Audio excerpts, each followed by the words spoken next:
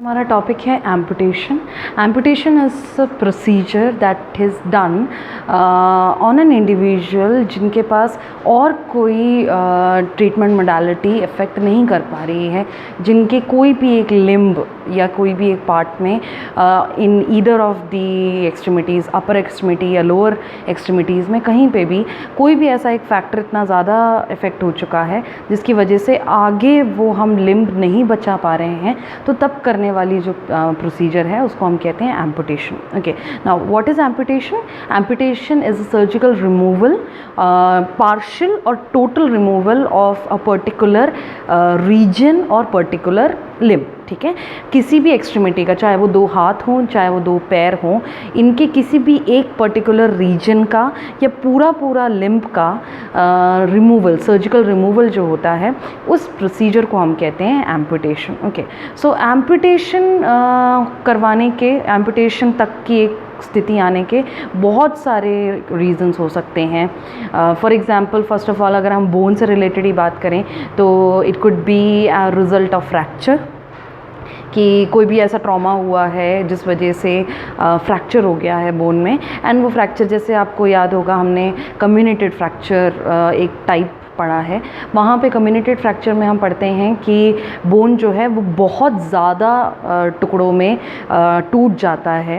And then it is sometimes very difficult to realign all those broken bones and form same type of normal bone जो उस trauma से पहले था। Okay, सो ये condition हो सकता है। कईयों बार ऐसा होता है कि फ्रैक्चर इतना सीवियर नहीं होता है, कम्युनिटेड फ्रैक्चर नहीं हुआ होगा, it could be any other type of fracture जिसमें the bone has been broken into 2, but the injury या द पोस्ट जो ट्रॉमा है वो इफ़ेक्ट इतना ज़्यादा होता है कि शायद वो हील नहीं हो रहा है, इम्यूनिटी लो होगी, there could be recurrent incidences of infection, pus formations हो रहे हैं, कोई भी, जैसे कोई भी स्प्लिंट डाला गया है, किसी भी तरीके का वहाँ पे रिडक्शन सर्जरी किए गए हैं लेकिन वो यूज़फुल नहीं हो रहे हैं। ओके, सो उन केसेस में भी क्या करना पड़ेगा ताकि पूरी बॉडी में इन्फेक्शन ना फैल जाए, इस वजह से क्या करना पड़ सकता है? एम्पुटेशन। ओके,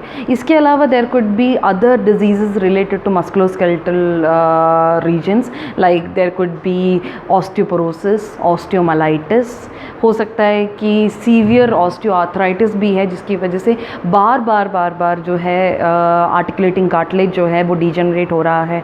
आप उसके लिए बार बार ट्रीटमेंट करा रहे हैं पेशेंट का, लेकिन again and again the cartilage is getting destroyed and then comes a point जहाँ पे और ज़्यादा आप ट्रीट नहीं करा पाएंगे and you have to suggest amputation for the patient. Okay, तो ये तो हुए musculoskeletal reason.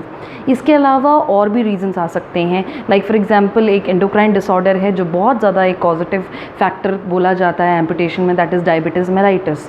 Diabetes mellitus, the condition which has been arise due to the increased level of glucose in the blood. तो ऐसा अगर कंडीशन है diabetes mellitus, तो diabetes mellitus में ऐसा होता है कि जो लेग्स होते हैं, basically the fingers of the legs या angular regions of the leg जो है वो बहुत जल्दी कहीं भी अगर कोई स्क्रैच पड़ जाता है, बहुत नॉर्मल किसी भी इंडिविजुअल के साथ हो सकता है कि चलते फिरते में कभी कोई कंकड़ हो, कोई एक कांटा हो या कोई भी एक लीजन की वजह से कोई कट पड़ गया हो, तो ऐसे कंडीशंस में नॉर्मली हमारी बॉडी में ये जो छोटे छोटे वुंड होते हैं वो बहुत जल्दी हील अप हो जाते हैं। कभी कभी तो without any type of anti microbials या without any type of medications भी ये बहुत हल्की खरोंचें जो होती हैं वो अपने आप ही ट्रीट हो जाती हैं। But in case of diabetes mellitus ये बहुत छोटी सी वूंड जो है, it can become a very severe condition and पूरा का पूरा जो बोन है वो गलना स्टार्ट हो जाता है। ओके, सो डायबिटीज़ मेलाइटिस ऐसा एक कंडीशन है जिसमें हम लेग का एम्पुटेशन बहुत देखते हैं पेशेंट्स में। ओके, इसके अलावा हो सकता है बर्न, कोई पर्सन है जो बर्न इंसिडेंट से एक्सपोज हो चुके हैं, तो इतना ज़्यादा अगर बर्न हो चुका है कि द बोन हैज़ ऑल्सो, मतलब 3rd डिग्री बर्न है, पूरा डीप बर्न हो गया है, so in that cases there could be chances कि एम्पुटेशन करना पड़ जाएगा। ओके, इसके अलावा there could be chances related to cardiovascular reasons. Cardiovascular reasons में it could be peripheral vascular diseases. Peripheral vascular diseases, peripheral vascular जो system होता है वही हमारे 2 हाथ हाथों को और 2 पैरों को ब्लड सप्लाईज देते हैं। सो अगर कोई भी पेरिफेरल वैस्कुलर डिसऑर्डर्स हैं, ब्लड नहीं पहुंच रहा है, इश्चीमिया है, it can be related to the degeneration of the veins हो रहा है, थ्रोम्बोस हो रहे हैं, या एनीथिंग, डीवीटी है पेशेंट को, तो ऐसे सब में हो सकता है कि देयर आर चांसेस कि पैर को क्या करना पड़ सकता है, the limb has to be, पैर ही नहीं हाथ में भी हो सकता है, द हैंड और legs, any of the extremity has to be amputated. Okay, so these are some type of the conditions apart from infections। ये कुछ ऐसे examples थे जिनकी वजह से amputation करने की ज़रूरत पड़ सकती है। ओके, so इसके बाद हम डील करेंगे कि where are the amputations done normally in the body। Okay, जो amputations के या amputing surgeries के जो नेम होते हैं उसके बारे में हम थोड़ा सा डील करेंगे बहुत शॉर्ट में। The first one can be modified ankle disarticulation amputation। Okay, modified ankle disarticulation amputation, here the ankle is having any problem, angular region, तो fingers में या ankle तक के रीजन में अगर कोई भी प्रॉब्लम है, नीचे से, हम पैर के नीचे से बात कर रहे हैं, तो एंकल के बाद जहाँ टार्सल्स हैं, मेटाटार्सल्स हैं, उन रीजन्स में अगर कोई प्रॉब्लम है तो हो सकता है कि उतने एरिया तक में कट ऑफ करना पड़ सकता है to reduce chances of further infection. Causative factors में हमने एक चीज़ नहीं बोला था, that is malignancy. So malignancy is also a very important causative factor जिसकी वजह से एम्पुटेशन कराना पड़ सकता है। अगर किसी भी तरीके का कैंसर हो चुका है, बोन कैंसर्स हो चुके हैं, बोन ट्यूमर्स हो चुके हैं, तो भी ऐसा हो सकता है। सो अब मान लीजिए कि the person is having any type of bone tumour और the patient is suffering from severe diabetes mellitus और बर्न और समथिंग, जो एंकल या एंकल के बाद के रीजन को अफेक्ट कर रहे हैं, तो हम वहाँ पे उस ग्रोथ को, उस इलनेस की ग्रोथ को अरेस्ट करने की कोशिश कर रहे हैं ताकि और ऊपर की तरफ बॉडी में कोई इन्फेक्शन या मैलिग्नेंसी ना फैले। ओके, सो एंकल तक के के वहाँ से पैर को कट कर देना एंड कट करके वहाँ पे फ्लैप के साथ देन उसको कवर करके उस तरीके का जो मॉडिफाइंग सर्जरी होता है उसको हम कहते हैं मॉडिफाइड या modifying ankle disarticulation amputation. Okay, that is first. Now second हम बात करते हैं नी के बारे में। हम पैर में फ्रॉम द फादर्स पॉइंट टू नियरेस्ट पॉइंट की तरफ बात कर रहे हैं। तो पहले हमने बात किया एंकल की तरफ, तो एंकल के बाद हम नी के बारे में अगर बात करें, नेक्स्ट जॉइंट जो आता है हमारा नी की तरफ आता है। तो अगर नी के बारे में बात करें तो it can be below knee amputation, it can be above knee articulation, it can be knee disarticulation amputation। Okay, so knee में इट डिपेंड्स कि किस तरीके का प्रॉब्लम है। अगर नी के बाद और एंकल तक, मतलब नी के बाद कोई प्रॉब्लम है, तो हो सकता है कि वहाँ से अगर सर्जरी किया जाए तो हम उस सर्जरी को कहते हैं, मतलब एंकल के ऊपर सर्जरी हुई है लेकिन नी के बाद हुई है तो हम उसको क्या कहेंगे, we call it as below knee amputation. अगर नी में भी प्रॉब्लम है, the popliteal region is also included in the illness and वहाँ से भी अगर वैस्कुलर प्रॉब्लम्स हैं या इन्फेक्शन के चांसेस हैं, then we do a surgery which is called as above knee amputation. और अगर मान लीजिए कि नी के वहाँ से कट करना है तो उसको हम कहते हैं नी डिसआर्टिकुलेशन सर्जरी या नी डिसआर्टिकुलेशन एम्पुटेशन। ओके, इसी तरीके से आता है। अब हम अगर हाथ की तरफ बात करें तो it can be below elbow amputation and the last one is above elbow amputation.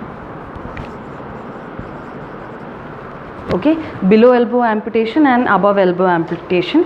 So हाथ में भी ऐसा ही है कि अगर मान लीजिए फिंगर्स में या रिस्ट रीजन्स में कोई प्रॉब्लम है, so it can be a surgery done below the elbow. Okay, and अगर यहाँ से ही कोई प्रॉब्लम है, so if it is cut from here or something, then it is an above elbow disarticulation या फिर above elbow amputation. Okay, so ये कुछ surgery के फॉर्म्स हैं जो एम्पुटेशन में परफॉर्म किए जाते हैं depending upon the degree of illness, depending upon the site of illness. उसके हिसाब से डिसाइड किया जाएगा कि where the amputation surgery should be conducted. Okay, so after this जो लास्ट हम पढ़ेंगे that will be types of amputation. ये हमने फॉर्म्स ऑफ एम्पुटेशन पढ़े कि कहाँ कहाँ पे एम्पुटेशन किए जा सकते हैं. जो टाइप या क्लासिफिकेशन में आता है उसमें आता है ओपन और आता है क्लोज्ड. टेक्निकली अगर हम बात करें तो सारे ही एम्पुटेशंस क्लोज्ड एम्पुटेशंस होते हैं. बस फ़र्क इतना होता है कि जब एम्पुटेशन किया गया है उस बॉडी पार्ट पे तब क्या वूंड को ओपन रखा गया या क्लोज रखा गया. ठीक है, अगर वूंड को कुछ टाइम के लिए ओपन रखा भी जाता है तो बाद में जाके कुछ टाइम बाद उसको क्लोज ही करना है. कोई भी एम्पुटेशन आप ऐसा नहीं देखते हैं कि बिल्कुल जैसे एक पार्ट को कट कर दिया और ऐसा ही छोड़ दिया है, ऐसा नहीं होता है. Every amputation is at the end is a medically closed amputation surgery. लेकिन हम यहाँ पे बात कर रहे हैं just after the amputation कैसा होता है. ठीक है, just after the amputation it could be open amputation और closed amputation. Closed amputation is a normal factor जिसमें किसी भी बॉडी मतलब जो भी लिम्फ थे उस रीजन के वहाँ से कट किया जाएगा, सर्जिकली रिमूव किया जाएगा उस पार्ट को, और पार्शली या कम्प्लीटली. और कट करने के बाद वहाँ पे एक फ्लैप ऑफ स्किन से क्या किया जाता है, उस वुंड को कवर किया जाता है और उस स्टम्प को क्या किया जाएगा, स्यूचर से क्लोज किया जाएगा वुंड को. और कुछ टाइम बाद it will the flap and the normal skin which was there पहले से, उन दोनों में रिवैस्कुलराइजेशन होके वो एक ही स्किन की तरह दिखना स्टार्ट हो जाते हैं. Okay, so that is a closed amputation. Now what is an open amputation? Open amputation में क्या होता है कि जब कट किया गया है और शायद मान लीजिए कि बहुत ज़्यादा पस है अंदर, बहुत इन्फेक्शियस वूंड था वो, तो आपको ऐसा लग सकता है कि अगर फ्लैप को बंद भी कर दिया जाए तो ये आगे ऊपर की तरफ बॉडी में फैल सकता है इन्फेक्शन. सो उस केस में क्या किया जाता है कि वूंड को ओपन छोड़ा जाता है, थोड़ा सा एक फ्लैप मतलब वहाँ पे ड्रेसिंग की जाएगी और जो एरिया है वहाँ से एक ड्रेन छोड़ा जाएगा कुछ दिनों के लिए, जब तक उस ड्रेन से पूरा पस और सारी चीज़ें नहीं आ जाती. और बाई द साइड आप वहाँ पे एंटीमाइक्रोबियल थेरेपी चला ही रहे होंगे पेशेंट के ऊपर. ओके, सो जब पस आना बंद हो जाएगा, ड्रेनेज आना बंद हो जाएगा, तो वो ड्रेन हटाकर फिर उस वुंड को कम्प्लीटली स्यूचर से क्या कर दिया जाएगा, क्लोज कर दिया जाएगा. सो ओपन जो एम्पुटेशन होते हैं वो भी कुछ दिन बाद किस में कन्वर्ट कर दिए जाते हैं, क्लोज्ड में. Okay, so these two are the basic two types of amputation, open amputation and closed amputation.